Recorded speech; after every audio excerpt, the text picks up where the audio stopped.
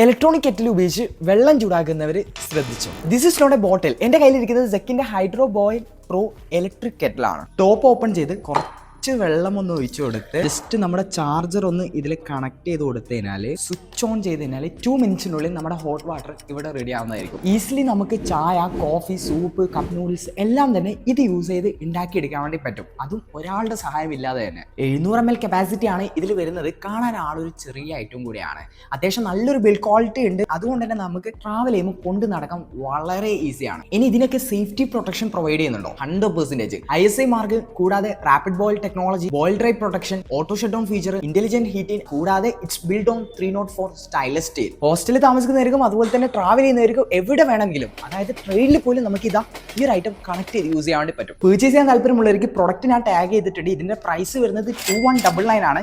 Link നമ്മുടെ broadcast ചാനലിൽ കൊടുത്തിട്ടുണ്ട്.